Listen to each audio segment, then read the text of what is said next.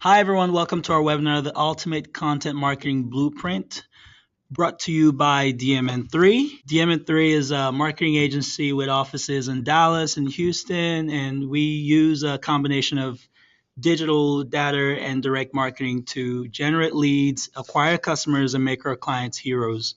Today, we're going to be talking to you about content marketing, the tools and the resources that you need to build a content machine. I'm Henry Adasa. I'm your host for today, and I'm the content manager here at DMN3, or as I like to call myself, the content ninja. And that's because I get to work with all kinds of content here, from blog posts to white papers and ebooks. So we're going to be talking about what you can do to start transforming your content today. And our presenter is Scott Cohn. Hey, everybody. Scott is one of the brilliant marketing minds at DMN3. He's got a lot of experience working with content and developing strategies for B2B, B2C, and Scott will be sharing some of his secrets with us today. So with that said, if you have any questions, make notes of those questions because we're going to have a Q&A session at the end. And if for some reason you're having any technical audio difficulties, we have a number up on your screen you can call. We hope you wouldn't have to use that number, but if you do, it's on your screen.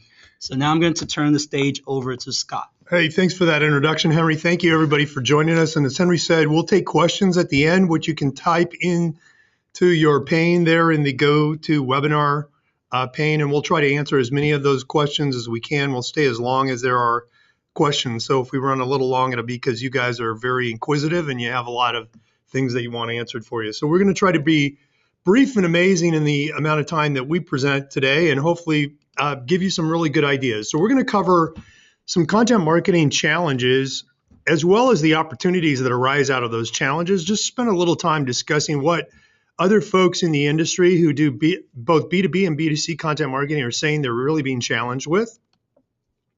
Then we're going to look at what does it cost to really build a content marketing machine, both from a talent, technology, tools standpoint. What does it take, and how do you then go to upper management and justify the value of all of that and sell that to them? And so we're going to make some assumptions that you basically know how to do buyer personas, you know how to map out a buyer journey and do a content audit and do keyword and competitive research and all of these other facets that are related to developing a content marketing plan. We're not going to cover any of that in depth today. So we're making some basic assumptions about what your knowledge base is going into this. But if you do have questions about those areas, feel free to ask them at the end. And of course, we understand that you need to know all of those things to be able to develop a really good content plan. So first up is content marketing challenges and opportunities. And we're going to use benchmarking studies from the Content Marketing Institute and Marketing Profs. They do these great comprehensive studies of both B2B and B2C content marketers in North America every year. And we look to these to really get a lot of guidance on where you are having challenges in doing content marketing, where all of us have challenges, frankly.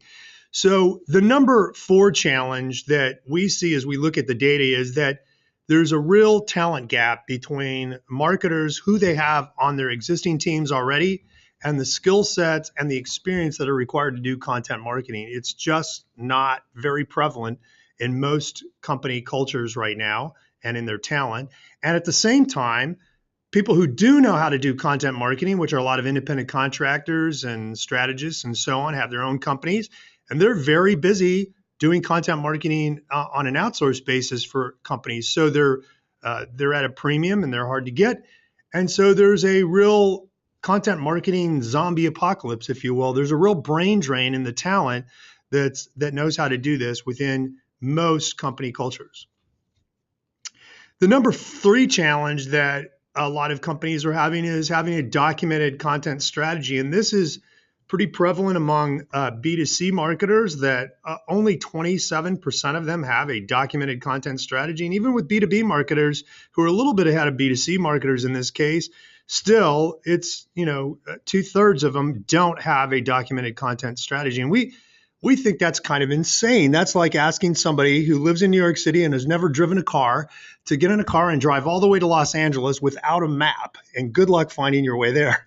So if you don't know where you're going and you don't have any experience in getting there, how will you know when you get there? And that's the problem with a lot of content marketing is without a documented strategy that maps out, where you are and where you're trying to go and the steps you're going to take to get there, how can you possibly know that you're making progress along the way? And companies that have a documented strategy are really experiencing much greater success than those that don't. They're more likely to consider themselves effective at content marketing. They're less challenged with every aspect of it. They rate themselves as more effective with every online channel that they're using for marketing efforts. And they're able to really justify a higher percentage of their marketing budget to be spent on their efforts. So if that alone doesn't give you reason to have a documented content strategy, just go back to my analogy of driving from New York to Los Angeles and imagine that's what you're asking your team to do without a documented strategy. The number 2 challenge is really getting the resources. Is it time? Is it money? Is it talent? Yes, it's all 3 of those. And companies are continually telling us that in these benchmarking studies that they don't have enough time to do content marketing properly. They don't have enough tools and resources from a financial standpoint to do it, and they don't have the talent on their team. But the number 1 challenge that we think exists is really connecting the dots between all of the content marketing that you're doing and how it's really helping your company sell more stuff. And that really is the goal of all marketing, is to sell more stuff. So if you can't show how your content marketing efforts help your company sell more of their products or services, then you're really not going to be able to do effective content marketing very long. And when you look at both B2B and B2C marketers and what they say their goals for content marketing are, it's clear that most of their goals, the top 5 at least, the majority of these are connected to selling more stuff and how they're measured. Both parties are really measured on content marketing success around qualitative measures like driving website traffic and sales, increased conversion and lead quantity and quality. So all of this is to help your company sell more of its products and services. All right, so that's enough about kind of the content marketing challenges. And every one of those challenges represents an opportunity for you to succeed and do better. So let's talk now about what does it really cost to set up the right kind of machine that's going to do this for your operation, your organization. So what's it really take to build and pay for your content marketing machine or factory, if you like? So we already talked about the importance of having a documented strategic plan that outlines all of the different goals and objectives and strategies and tactics you're going to use to accomplish your business objectives with content marketing. You're going to need a budget. You're going to need money to fund all of that. You're going to need some lead management and nurturing tools and technology because, again, if the goal is to sell more stuff, you don't want people just engaging with your content at the top of the funnel without giving you any of their user information so that you can show how it's actually helping you sell more stuff. You want to capture leads with your content marketing and then nurture those leads with additional content that helps move people from the top of their buying journey all the way down to where they actually become a customer and a raving fan, we would say. You're going to need some workers as well as suppliers. Very few companies do content marketing all with their own internal staff. So you're going to need both kind of a combination of internal and as well as external employees, workers. You're going to need some governance and workflow processes that really help you all determine when you're working together as internal and external teams. All right, here's how we're going to actually produce the content. Here's how it's going to be reviewed. Here's how it's going to be approved. Here's how it's going to be posted and promoted. And here's how we're going to look at it to analyze the results. And of course, then that leads us to the other most important part of this content factory that you're building, which is the measurement and reporting processes. So those are kind of all of the big building blocks in building your content machine. But it all starts with strategy.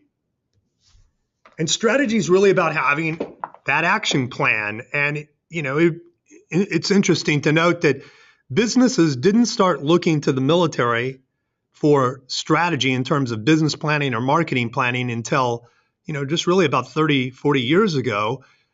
But it all is really kind of based on the concept of you're trying to win a battle. You're trying to win a war here, and you're trying to come out on top and beat your opponents and win over the population. And so one of the things we'd like to get you to think about is really kind of the two parts that go with content marketing are the lead generation part, which is at the top of this diagram, where you see direct response and inbound marketing and getting people to respond.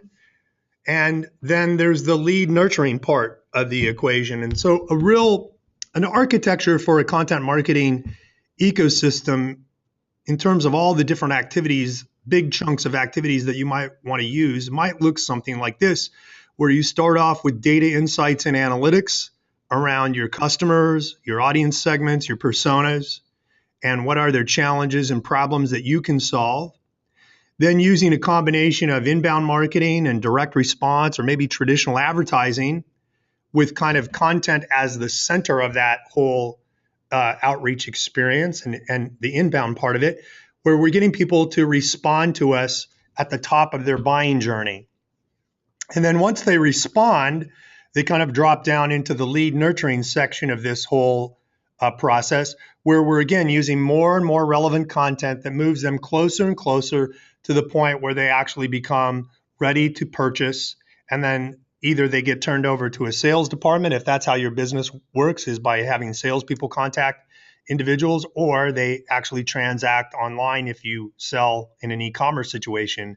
Then all of that information regarding the interactions that your users took, the path they took to get there, and who ended up buying and who didn't buy, goes back into optimizing what you do in the lead generation part at the top of the funnel so that you get better and more productive with your marketing over time.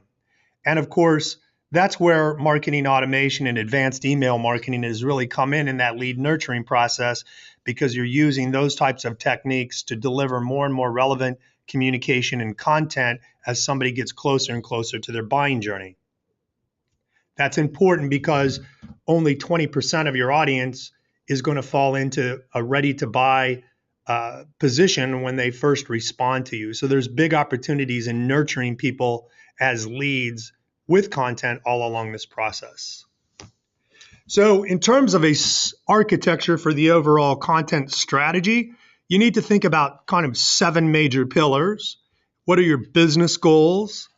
Doing the research to really understand not only who your customers are, but who your competitors are, what are the keywords they're using, you're using, what kind of content is being shared in your category of business across social spaces and so on. So you do your research, and then you really profile your customers and really understand your audience. You can develop your content plan out of that, then your plan to promote your content, how you're going to nurture leads with all of this, and how you're going to measure and optimize everything that you do. So there's 7 kind of big rocks there, and that seems like a really simple diagram until you realize that there are numerous steps that go under each one of those areas. And so this is a very involved process where it's completely different and much more complex than the old days of marketing, where you would come up with an ad campaign, you would go buy you would get your creative done, you get TV spot, your magazine ad, your newspaper, go out and buy all that media, and then go golfing with the agency folks and have martinis after the golf course. This is a lot more complex, and it's a lot more iterative. So you begin to do things and you plan things and you see what's working and you do more of what's working and you cut back on the things that aren't working so well. So obviously that much work and the talent to do that and the technology to support all of that takes some money. So what kind of money does it take? And we get asked this question a lot by people is, well, how much money are we talking about for content marketing? And we think a good way to look at this, first off, is to look at what other companies say they're spending in their content marketing efforts. So the Content Marketing Institute and marketing profs get this information from the participants in their survey every year.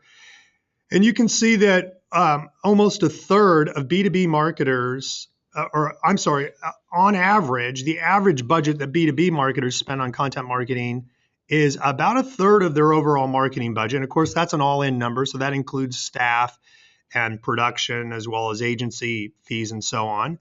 And for B2C marketers, it's a little bit less. It's about a quarter of their marketing budget goes to content marketing. But that's still for both parties, a significant portion of the overall marketing budget now is going to content marketing. And you may look at that and you may say, well, our company doesn't spend nearly that amount of money on content marketing.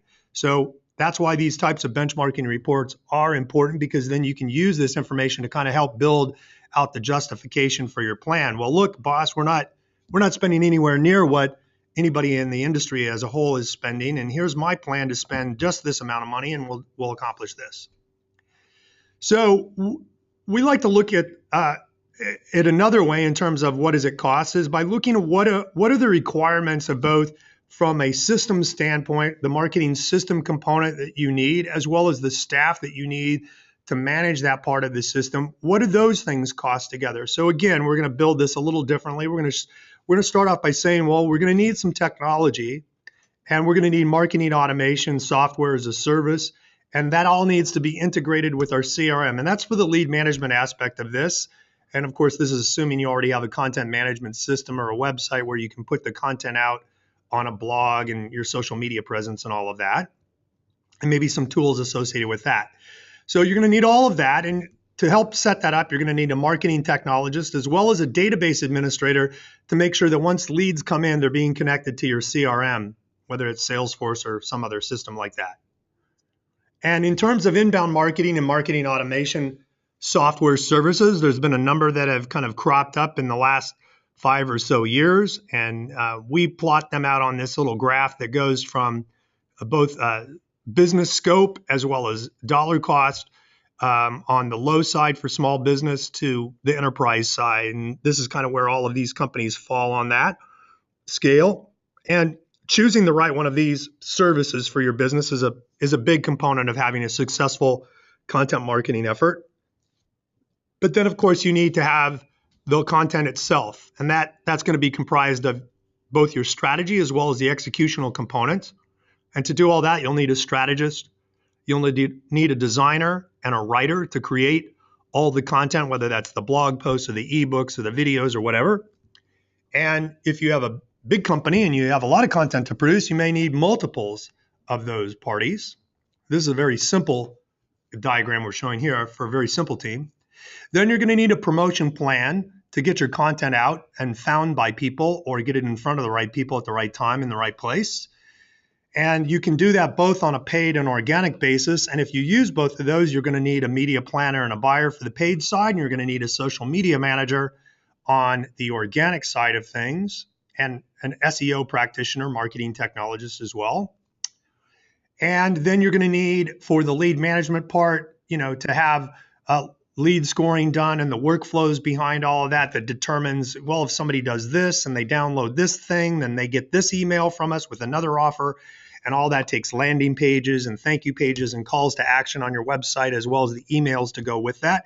And all that's done by a marketing technologist and another, designer and writer. You can use the same designer and writer that you're using down there in the strategy, but that's another part of the job they're going to have to do. And then finally, you're going to optimize all of this activity over time, looking at the analytics and improving your strategy as you go. And that's going to take a strategist. Now, I don't know how your teams work, but here at DMN3, nobody just does everything the way they're expected to the first time without thinking about it or having somebody to kind of manage that process. So you're going to need a project manager to kind of herd all the cats, if you will. And so you're looking at a team of a minimum of 7 people. That's a lot of people, and there's some technology embedded in that as well. And really, when you look at the talent requirements, they've changed over time, because if you look at just 7 years ago, an SEO's responsibilities were fairly narrow. They focused on 3 main things. Whereas today, somebody that's responsible for search engine optimization now can take on all of these particular responsibilities in an organization. And that's a lot of work for one person to do. So that's why companies have gone to what they call a T-shaped digital marketer. And your team can be comprised of individuals like this who have a very deep skill set in a couple of particular areas of digital marketing, but they have broad experience over all of them. And you might have people that are deep in one particular area, and then another person's deep in another particular area. But when you create a team that's mixed like this, you can really have people multitasking on different aspects of your content marketing efforts. So in general, software is going to cost you around $35,000 a year or more, depending on how many different pieces of software you're using in this whole process. This is just for marketing automation. If you have social media marketing software in there, that's another piece. And some of that you can do with marketing automation, some of it you can't. So there are other types and pieces of your software puzzle that you might want to add onto that number. And at a minimum, let's say that you did have 7 people working on it, but it amounted to 4 full-time equivalents. Well, if you did an average salary of $50,000 a year, which we think is very, very, very low for the industry, you're still going to have 25% benefit costs on top of that. So you're really looking at a minimum of $285,000, $300,000 a year for a very strategic and well thought out content marketing effort. And that's a significant amount of money for some companies. So that's why we see in the benchmarking research that both B2B and B2C marketers are outsourcing a lot of their content marketing efforts and content creation efforts to third parties like agencies or contractors. They're not doing it all in-house for the most part. And it's a very expensive proposition to take on that effort all on your own in the beginning. And that's why a lot of companies are relying on outsources. So finally, now you know what this costs, you know where you're going with it. How do you build value and sell this to upper management? Well, everybody, take a deep breath. You got to be calm about it, and you've got to really focus on proving the value of this from a business objective standpoint. So we'll give you a couple of examples of that here in a second. There's really 2 approaches you can take to this. One is the reducing cost approach. Hey, we want to do this because we're spending too much to acquire leads, or we're spending too much to acquire new customers. And we think with a content marketing effort, we can reach more people and drop our cost per lead and cost per acquisition down substantially. Or we're just not meeting our goals. We need to get more qualified leads, and we need to get more qualified sales. And that is a problem that a lot of companies are having. In fact, in a benchmarking report done by another company, we saw only 17% of companies globally are meeting their lead objectives. So that might be another reason to take on a content marketing effort. And in most cases, it's going to be a blend of the two. But we wanted to give you an example, a real world example of what that looks like. And this is with a client we're working with right now, who is in a residential housing industry. And they have monthly website traffic of around 25,000 unique visitors a month. Of that, 300 of those convert to leads, qualified leads, people that are interested in buying their residential housing. And that's about 1.2% of their traffic. And of those 300, they convert about 5% of those to customers. So on an annual marketing budget, let's say we use the same budget that we're saying a content marketing system costs at a minimum, $285,000. If you just looked at what their cost per lead is right now, it's around $79, and their customer acquisition cost is around $1,600. Well, that cost per lead may be acceptable on an industry benchmarking basis, or may be really high. It depends on your particular industry and your business model.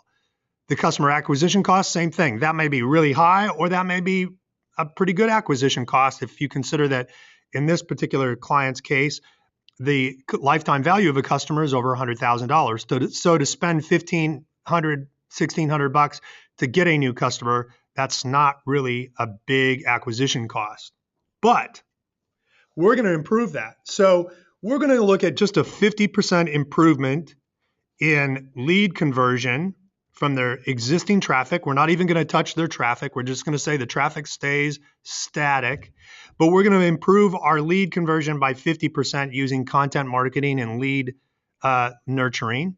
And we're going to increase our lead to customer conversion by 50% using the same things as well. And you can see that we can actually drop our per lead cost substantially because we're increasing our annual leads, as well as our customer acquisition cost drops by more than half. So from a lot of business perspective, a lot of business managers, whether it's CFOs or CEOs, would look at those numbers and say, that's awesome. How are you going to do that? Is that really real? Well, here's some real world examples. And this doesn't come from one of our clients. It comes from a HubSpot client, but they're a business to business company. And over 3 years of consistent content creation and promotion, they drove their website traffic from 1,000 visitors a month to over 100,000. And that's one of the benefits of content marketing is it does increase your website traffic. Their leads went from a very paltry amount to 2,000 to 3,000 leads per month, and they experienced a 300% sales growth as a result of that. And from a B2B standpoint, an example we saw just this week was featured in the Wall Street Journal, where PetFlow, which is an e-commerce site selling pet supplies, just really started their Facebook efforts in 2011, and they just started blogging 2 years ago. They currently now, as of June, have 800,000 likes on their Facebook page and over 20 million unique visitors a month to their blog. All of this is built around content around pets, which is a very passionate content category. But still, those numbers are so impressive that a lot of publishers wish they had that kind of viewership on their blogs. And they've been so successful at it in terms of not only just converting customers to their e-commerce site, but they've actually monetized their content marketing efforts where they're now actually making money from their content. And they did that by creating a new site called Little Things. And they take a lot of their pet-oriented content and they put it on that site. And that site, in just a few short months, has been able to get up to 30 million uniques a month. And they are profitable on the ad sales on their site. They run banner ads and they'll do specific targeted advertising to viewers on that site for other brands that want to reach that same audience. So we took a lot of inspiration from that. And then we think, there's no reason why you can't do that. The only thing stopping you is your vision. You've got to expand your vision. You've got to get outside of the box you're in, and you've got to see the potential in your industry to do things differently than everybody else is doing them. So where do you go from here? Well, we'd like to leave you with some helpful resources. And by the way, everybody who attended today's webinar is going to receive an email tomorrow that will feature all the slides from the webinar, as well as a recording of the webinar, so you can share that with colleagues and friends that weren't able to attend today. But we have some links to all of these helpful resources that are in there. And if you'll just click on those in the slides, they'll take you right to the websites. And here's some helpful tools that you can use as you're plotting out your content strategy for the coming year, both from a content analysis and research, as well as social influencer and keyword research standpoint. And finally, just some practical steps. Gather your data, get your benchmarks together, then establish your goals. What are you trying to do? And once you've established your goals and you can see where you are and where you want to go, you'll know where your gap is. And that gap is going to tell you what you need to do to get to where your goals are, so you can develop your written plan, decide on the best approach on how you're going to sell this to upper management, whether it's a cost reduction or performance improvement approach, identify all the resources you need, talent, tools, technology, develop a talent pipeline so you're not getting caught short on the people you need to help you do this. When you go to upper management, make sure you ask for the right amount of money and merchandise your results all along the way. You're not going to see results immediately, but over time, the first couple of months, you'll start to see immediate improvement, and make sure that everybody knows along the way the success that you're having. So that kind of concludes our presentation part. And now we are going to take time for some questions. And so Bob asks, will recording the session or the slides be available after the session? Yes, indeed, they will. We have a new question here, Scott. Someone wants to know, what do you look for in a content strategist? Well, again, a content strategist needs to have a pretty diverse digital marketing skill set, but they also need to have a really good marketing skill set. So one of the things they need to really grasp is how do they engage and create an audience out of the content that you're going to be creating. And so you kind of have to think like a publisher, if you will, but you also have to know the industry that you're marketing to and the challenges that your business decision makers or your consumer decision makers have. And so it's somebody that kind of really gets the big picture. They're not necessarily into the nitty gritty of how the technology works or, the actually writing the activity themselves, but they're going to serve as a good kind of a director for the overall effort. We have another question here. This is a really good question. Does showing value in content marketing take up to 3 years to prove, as with the example that you showed earlier? Someone wants to know, does it really take up to 3 years to prove that value? Well, no, it doesn't. So that's a really good question. There are some things you can do to get immediate results, and paid search is one of those. So even though paid search is more of a direct response technique, you can still use your content marketing in a paid search effort, and you'll actually experience higher conversion on paid search advertising if you use content offers rather than just asking people to click through to a landing page to buy something. So you could still make that offer available to transact and buy, but you can start to get immediate results with some paid search, with some social promotion. Facebook advertising is fairly affordable, and so you can use that to get your content out on a paid basis. And so you jumpstart your efforts while you're waiting for your organic efforts to take off, because it does take consistent blogs. For example, you need to blog 2 times a week on a consistent basis to start to have that pay off in terms of increased traffic and lead generation. And that takes several months before that starts indexing in the search engines and starts garnering you the traffic. So while you're waiting for that to take off, you can do paid search efforts. And no, I don't think it takes you 3 years to prove that this works. I think you can, and of course, depending on your industry, I'll go back to the example that we just shared. In that residential housing example, they only needed to acquire 3 new clients to pay for the entire content marketing effort. And we were very, very confident that over the course of a 12-month period, we could at least break even on their content marketing effort. How long should it take on average? What would you say it's a good amount of time to wait before you start to see results? I think you should see results in about a 3-month time period from an organic standpoint. Obviously, the paid stuff should get you results immediately, but organically, it's going to take about 3 months. And then you're going to need to tweak it over time. So in our own experience, we were into this for about 3 months, and we started to get traffic increases substantially right away. But the problem that we found was that our content was a little too broad. So we tightened down our content creation to the specific vertical industries that we target as an agency. And that's helped us to attract a little more qualified leads in the process. That's beautiful. Thanks, Scott. We'll take a couple more questions here. All right, we have another question here. It says, when does it make sense to outsource your content? So again, it all depends on what your internal team's bandwidth is. And a lot of folks, when they start a content marketing effort, they're using existing staff, obviously, to keep the costs low.